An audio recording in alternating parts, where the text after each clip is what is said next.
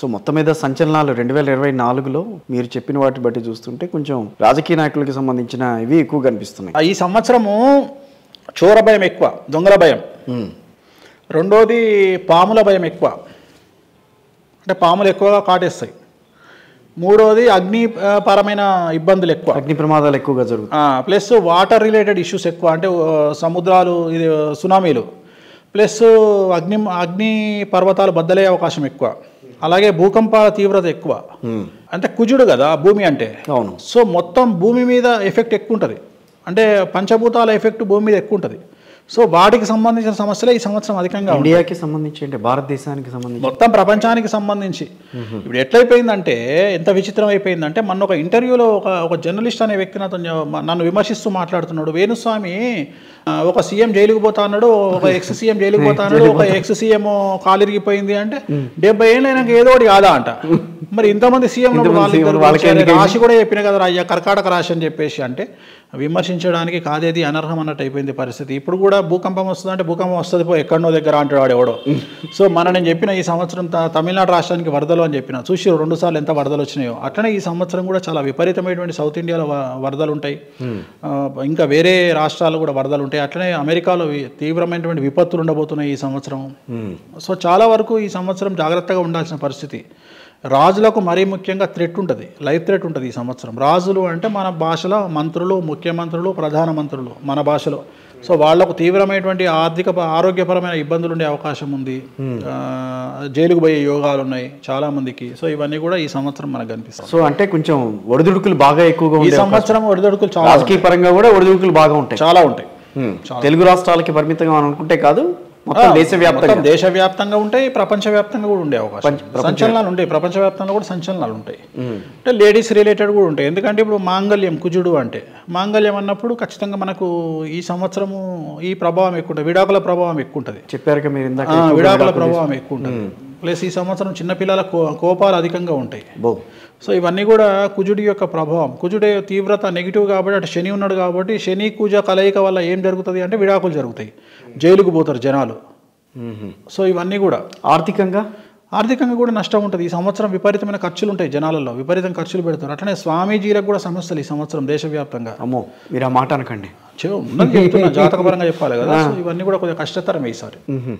వీటిని అధిగమించాలంటే మనం రెగ్యులర్గా చేయాల్సింది ఏంది, కాళహస్తిలో కానీ త్రయంబకేశ్వర్లో కానీ రాహుకేతు పూజలు చేయించుకోవడము, మంగళవారం నాడు రెడ్ కలర్ షర్ట్ వేసుకోవడము, నల్ల బట్టలు అవాయిడ్ చేయడము, వీటి వల్ల చాలా వరకు సమస్యల నుండి బయటపడవచ్చు. మీరు కూడా, నేను ఒక చిన్న విషయం అడుగుదాం అనుకుంటున్నాను.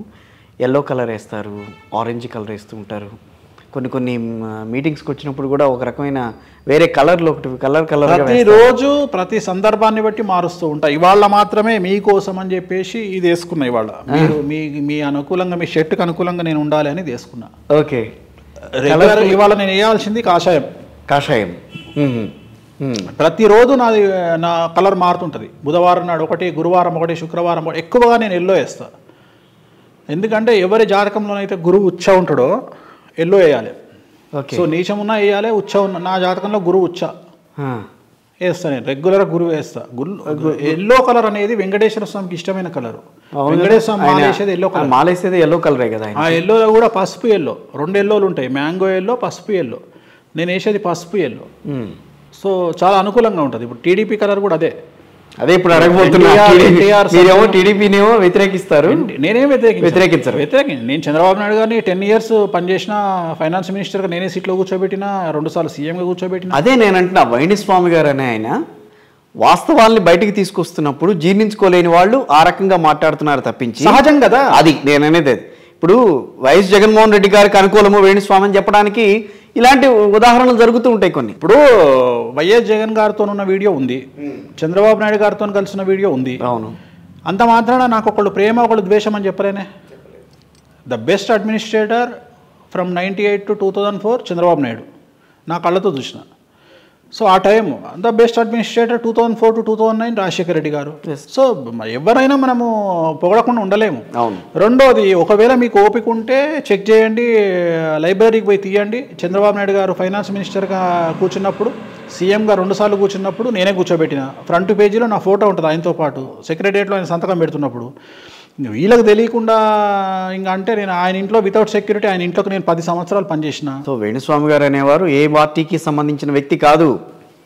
సవాలే లేదు. నేను ఒక పార్టీ నేను చెప్పదలుచుకుంది కూడా అదే అనుకుంటున్నాను. ఒక పార్టీకి నేను అనుకూలం కాదు. రెండవది నేను ఒకటే నమ్ముతా, మా నాయన నాకు చెప్పింది ఏంది అంటే, అరే బాపనోడు డాక్టరు సాకలోడు ఏ కులపోడు వచ్చినా కానీ బట్టలు విండాలరా, బాపనోడు ఏ కులపోడు వచ్చినా జాతకం చెప్పాలి, ఏ పార్టీ వాడు వచ్చినా జాతకం చెప్పాలి.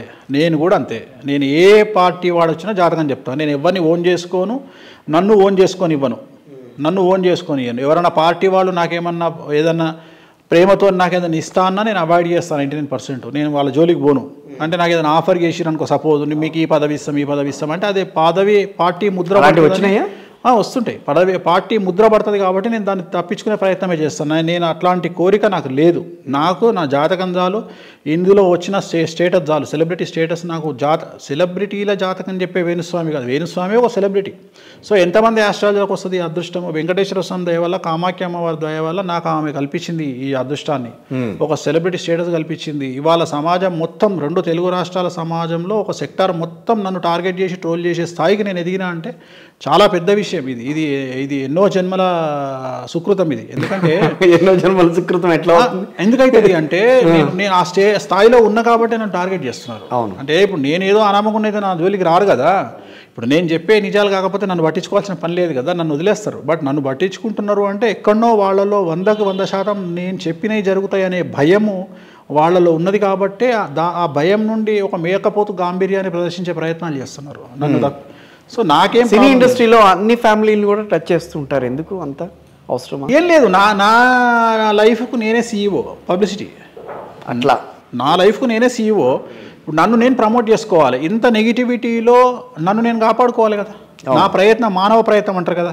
ఇప్పుడు గాలిలో దీపం పెట్టి దేవుడా అని చెప్పి అనొద్దు అంటారు. అంటే 12% మన ప్రయత్నం చేయాలి. అట్లనే ఇంత ట్రోల్స్ మధ్యలో నన్ను ఫాలో అయ్యే వాళ్ళు అడిగారు, స్వామి మీరు చెప్పి కొద్దిగా క్లారిటీ ఇవ్వండి స్వామి అంటే మన ఒక 8 వీడియోలు పెట్టి క్లారిటీ ఇచ్చిన. అరే బాబు నేను అసలు చెప్పలేదురా బాబు, ఇది నా పరిస్థితి అని. పవన్ కళ్యాణ్ రాజకీయాల్లోకి వచ్చినప్పుడు కూడా మీరు వ్యతిరేకించారు ఒకసారి. మన ఇద్దరం ఇంటర్వ్యూ చేసినప్పుడు ఎక్స్ప్రెస్ టీవీలో ఉన్నప్పుడు మీతో చెప్పిన, రాజకీయంగా పవన్ కళ్యాణ్ గారు ఫెయిల్ అవుతారు అని చెప్పిన.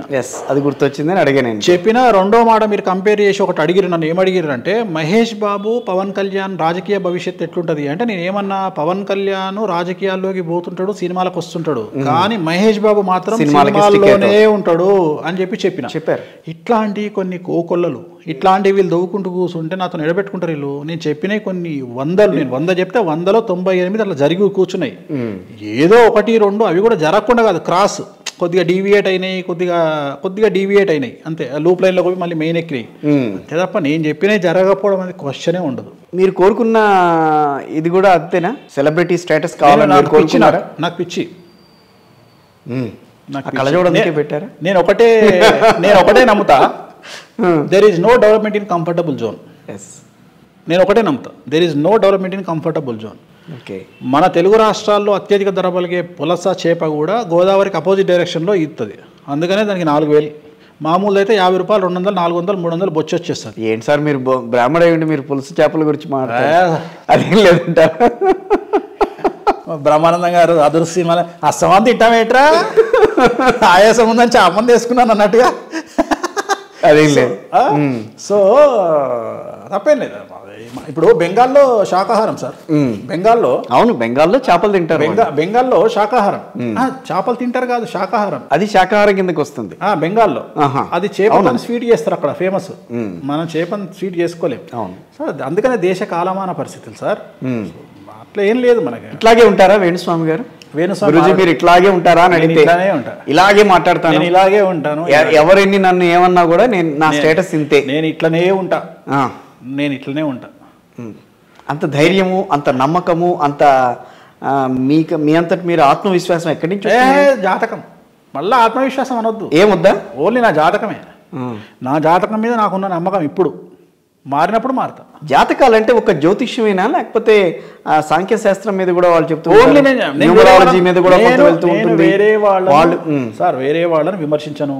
అవును, నేను నమ్మేది జ్యోతిష్యము. మిమ్మల్ని విమర్శించే వాళ్ళు ఎక్కువ ఉంటారు కానీ మీరు ఇంకొకరిని నేను ఈ రోజు వరకు నేను ఎవరిని విమర్శించలే, నేను అసలు ఎవరిని విమర్శించలేనే. ట్రోలర్స్ కూడా ఎంకరేజ్ చేస్తా, సరిపోవట్లేదు ఇంకా చేయండి అని అడుగుతున్నారు, కొద్దిగా పెంచమని అడుగుతున్నా. 60 వచ్చింది, వాళ్ళు పెంచాలంటే మనం ఇప్పుడు మన ఇద్దరు మాట్లాడుకున్న అంటే కొంచెం పెరగాలంటే వాళ్ళకి కొంచెం ఇంకా కాంట్రవర్సీ కనిపించాలి. మే వరకు ఉంటుంది.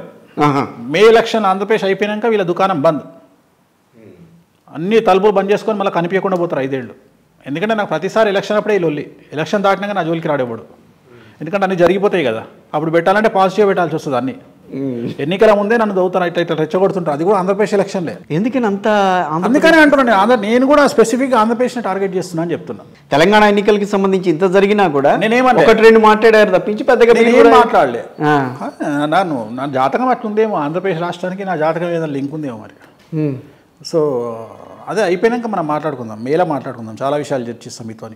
Right, okay sir, thank you very much అండి, మీ అమూల్యమైన సమయాన్ని మాకు కేటాయించినందుకు థ్యాంక్ యూ. ఓం నమో వెంకటేశాయ. అందరికీ ఆంగ్ల నూతన సంవత్సరాది శుభాకాంక్షలు. ఆంగ్ల మరీ ముఖ్యంగా ఇంగ్లీషు సంబంధించినటువంటి 2024 జనవరి కరెక్ట్గా సోమవారంతో స్టార్ట్ అవుతుంది. సో అందరూ ఈ సంవత్సరం సుఖ సంతోషాలతో భోగభాగ్యాలతో విరజిల్లాలని కోరుకుంటూ ఓం నమో వెంకటేశాయ. ఓం నమో వెంకటేశాయ.